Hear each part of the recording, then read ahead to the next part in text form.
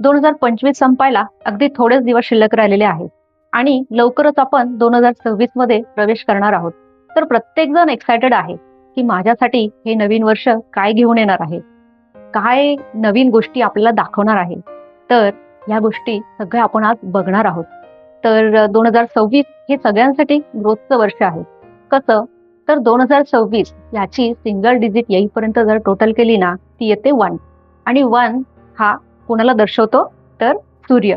तर मी असं म्हणेल की हो, सगळ्यांसाठी 2026 हे ग्रोथचं वर्ष असणार आहे. पण पण कुठल्या तरी पर्टिक्युलर एका नंबरसाठी 2026 हे चांगलं वर्ष नाही. हो, थोडंसं एका पर्टिक्युलर नंबरसाठी हे 2026 नुकसान देऊ शकतं. पर्टिक्युलरली हेल्थ सेक्टरमध्ये, मनी सेक्टरमध्ये नुकसान देऊ शकतं. त्यानंतर जॉब इश्यू होऊ शकतात. अशा गोष्टी हे देऊ शकतं. पण मी नेहमी म्हणते, घाबरू नका. न्यूमरोलॉजी पाथ विथ मनीषा तुमच्यासाठी आहे आणि यातनं काहीतरी मार्ग आपण काढूच. तुम्ही विचार करत असाल ना, का तो नंबर कुठला असेल? आपला तर नंबर नसेल ना, आणि कदाचित हार्टबीट्सही वाढले असतील तुमचे. त्याच्यावरती काही उपायही सांगते. फक्त काय करायचंय तुम्हाला, की शेवटपर्यंत हा व्हिडिओ बघायचा आहे. 2026 हे वर्ष कुठल्या नंबरसाठी चांगलं नसणार आहे? तर ज्यांचा मुलांक 8 आहे. काळजीपूर्वक ऐका. ज्यांचा मुलांक 8 आहे म्हणजे ज्यांचा जन्म 8, 17 आणि 26 ह्या तारखेला झाला असेल, त्यांच्यासाठी पुढचं वर्ष चांगलं नाही. अशा लोकांना 2026 हे वर्ष म्हणावं इतकं चांगलं नाही. हेल्थ सेक्टरमध्ये त्रास देऊ शकतं, जॉब, मनी इश्यू होऊ शकतात. अशा लोकांना मी एक कानमंत्र देणार आहे. का माहितीये का? ह्या लोकांनी खूप काळजी घ्यायची आहे या वर्षात. हे मी असं का म्हणतेय, ह्याच्या मागे लॉजिक समजून घ्या. का माहितीये का? 2026 याची टोटल मी आत्ताच सांगितलं की 1 येते आणि ज्यांचा टोटल मुलांक 8 आहे, हे काय आहे? 1 म्हणजे सूर्य, 8 म्हणजे शनी आणि ह्यांचं मी मागेच तुम्हाला सांगितलेलं आहे की हे अँटी नंबर्स आहेत. ह्या सूर्य आणि शनी यांचं कधीही जमत नाही. हे एकमेकांना त्रास देतात. हो, हे अगदी खरं आहे. ज्यावेळेस सूर्याचा नंबर येतो ना, त्यावेळेस शनी काय म्हणतो माहितीये? मी तुला त्रास देणार आणि सेटबॅक देणार. तशाच पद्धतीनं तो वागतोही. म्हणूनच मुलांक 8 असणाऱ्या लोकांना त्रास होतो. काय बरं कानमंत्र असणार आहे अशा लोकांसाठी? तर महत्वाचं म्हणजे ज्यांचा मुलांक 8 आहे ना, ह्या लोकांनी ह्या तारखांना म्हणजे 8, 17, 28 त्यानंतर 1, 10, 19 ह्या तारखांना शक्यतो हायवेवरती गाडी चालवायची नाही. का माहितीये का? शनी तुम्हाला दुखापत देऊ शकतो. हॉस्पिटलच्या चक्रा मारायला लावू शकतो. हेल्थ इश्यू देऊ शकतो. म्हणून काय करायचंय, की हायवेवरती ह्या तारखेंना शक्यतो गाडी चालवायची नाही. आणि अशा लोकांनी काय करायचंय माहितीये का? की पूर्ण वर्षभर एक काळजी अशी घ्यायची आहे, की ह्या लोकांना पुढच्या वर्षात खूप जॉब अपॉर्च्युनिटीज येतील, बिझनेस एक्सपांडचेही चान्सेस येतील. पण खूप काळजी घ्यायची आहे, की शक्यतो 1 वर्ष काय करायचंय, की स्टॅटिक होऊन जायचंय. तुम्ही ती संधी घ्यायची नाही. 1 वर्ष थांबून जा. का? कारण ही फसवी संधी असणार आहे. तुम्हाला फसवणूक मिळू शकते. पूर्ण वर्षभर ही संधी नाकारायची आहे. का माहितीये का? शनी तुम्हाला फसवेगिरीने तिथे भूल करू शकतो आणि नुकसान देऊ शकतो. त्यामुळे बिझनेस एक्सपांडचे काही जर का चान्सेस आले तर ते घेऊ नका. जॉब बदलीचेही चान्सेस येतील. तुम्हाला तिथे पेमेंटही चांगलं मिळेल, हायकही मिळेल, प्रमोशनही मिळेल. पण तिथे गेल्यानंतर मात्र असं होईल की तेलही गेलं आणि तूपही गेलं, हाती मात्र दुपाटणं आलं. पेन आणि डायरी घेऊन बसा आणि मी ज्या गोष्टी काही सांगते ना तुम्हाला, त्या नोट डाऊन करून घ्या. त्या खूप महत्वाच्या आहेत. का माहितीये का? गोष्टी घडून गेल्यानंतर पश्चाताप करण्यात काहीही उपयोग नाही.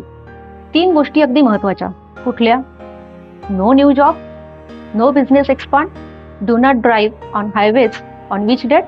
1, 10, 19, 28, 8, 17 अँड 26. घाबरून जाऊ नका. जसे मी तुम्हाला कारणं सांगितलेत तसे त्याच्यावर उपायही सांगणार आहे. अगदी महत्वाचे उपाय सांगणार आहे. ते तुम्हाला करायचे. त्याच्याने काय होणार आहे माहितीये का? आपण काळ तर बदलू शकणार नाही, पण एक एक्स्ट्रा आपल्याला शील्ड मिळू शकतं. उपाय पहिला, गायत्री मंत्र पठण. शक्य असेल तर गायत्री यंत्र घालायचं. का माहितीये का? गायत्री मंत्र पठणने काय होणार आहे की एका ठराविक वेळेपर्यंतच त्याचा ऑरा तुमच्या आजूबाजू राहणार आहे आणि एक ठराविक वेळेपर्यंतच किंवा ठराविक काळापर्यंतच ते तुम्हाला संरक्षण देणार आहे. पण गायत्री यंत्र जर घातलं तर ते कायम तुमच्या बरोबर असणार आहे. त्यामुळे तुमचं एक हे कवच बनू शकतं. उपाय दुसरा, तुम्ही काय करायचंय माहितीये का? तुमच्या आजूबाजूला एखादं क्लिनिक शोधायचं.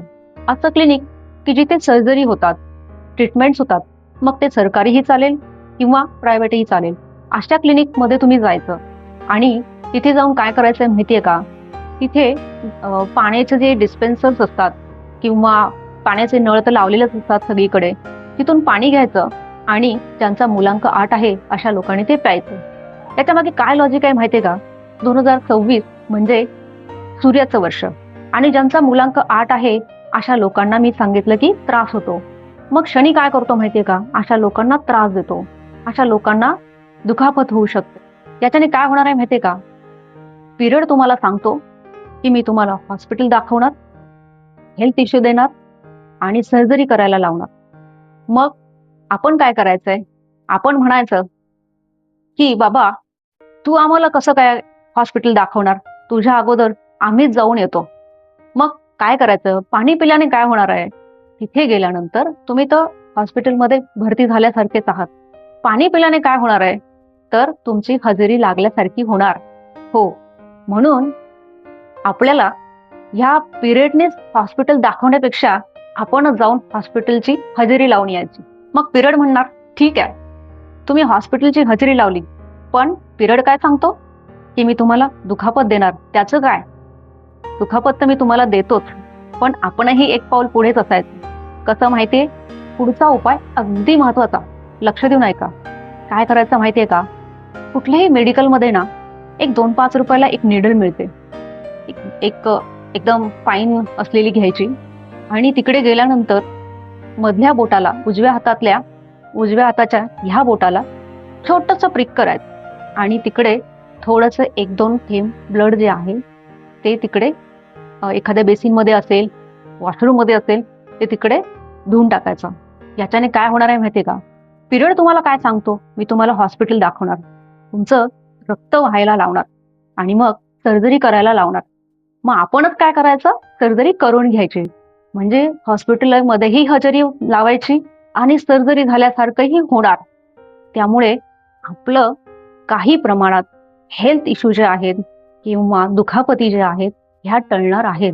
ऐकायला तुम्हाला हे थोडंसं वियर्ड वाटेल, पण करून बघा. थोडक्यात काय, अगदी प्रभावी असे उपाय मी तुम्हाला सांगितलेले आहेत. ते तुम्ही करा.